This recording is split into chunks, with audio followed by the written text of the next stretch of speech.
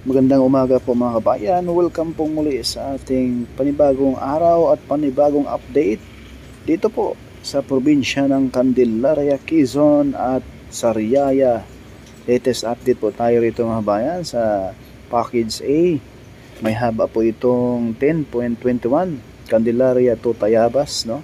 Ang ating update sa ngayong umaga mga kabayan, itong portion ng Sariaya at Tayabas dito po sa may barangay Kalumpang, no? Tayabas, Quezon.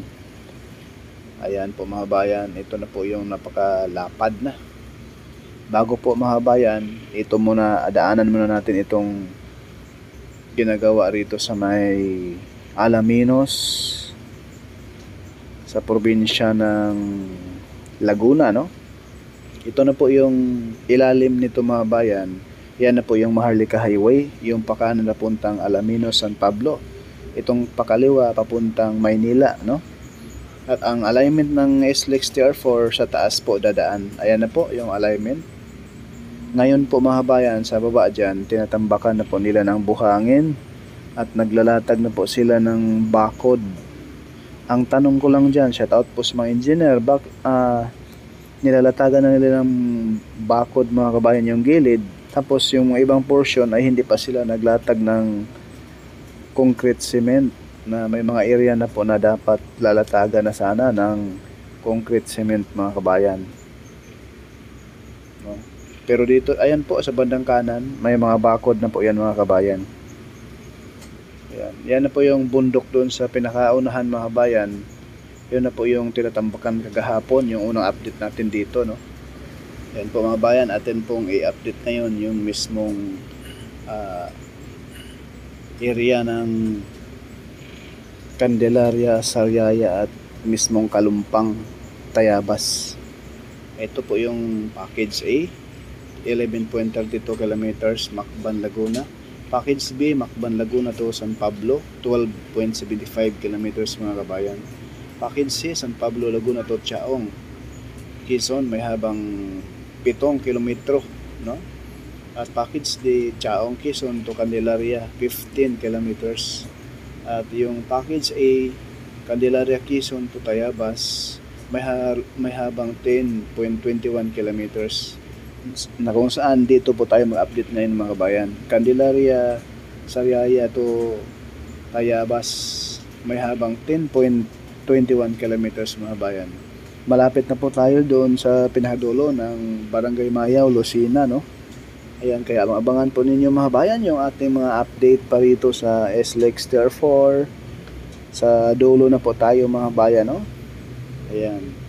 Mag-update din po tayo dyan sa mismong Chaong to San Pablo area balang araw mga bayan, no? Kaya abangan po ninyo mga bayan.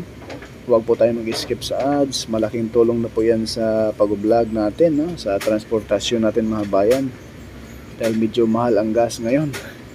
Naway samahan nyo po ako, no? Sa pakishare na rin yung ating mga update at pakisubscribe na rin po sa ating YouTube channel, no? Porka Studio. At i-hit na rin ang notification bell. Ayan po mga bayan yung ating mapa, no? Masisilayan natin dyan mga bayan.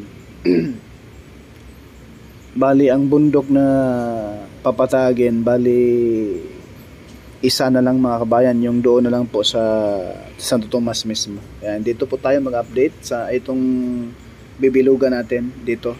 Ayan, yung binilugan natin mga bayan, yung kulay itim na yan pataas papuntang Mount Banahaw, yan po ay ilog po yan, no? Hanggang dyan lang muna tayo magpalipad ng drone maya mga kabayan. Kaya maabangan nyo sa ating drone shot mamaya dyan sa area na yan. Next update natin, pupunta na natin yung mismong sentro ng Tayabas dahil magkaroon ng interchange dyan, no?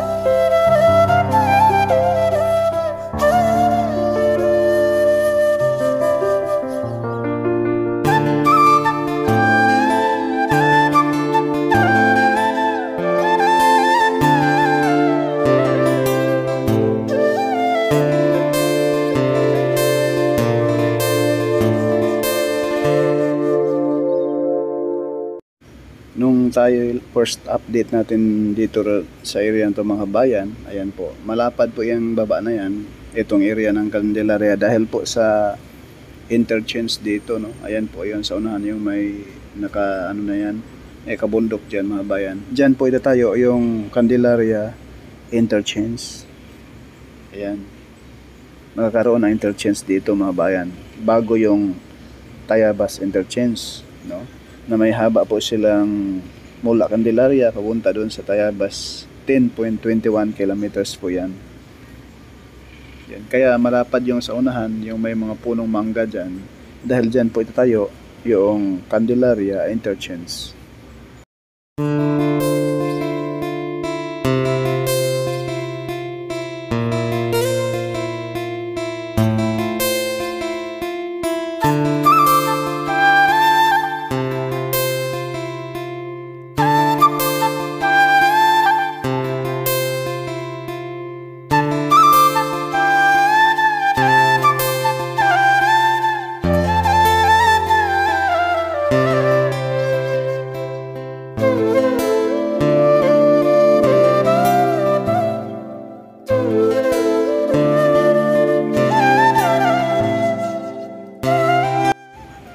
Itong portion na ito mga bayan ay approaching na po ito sa may barangay Kalumpang, Tayabas, Quezon.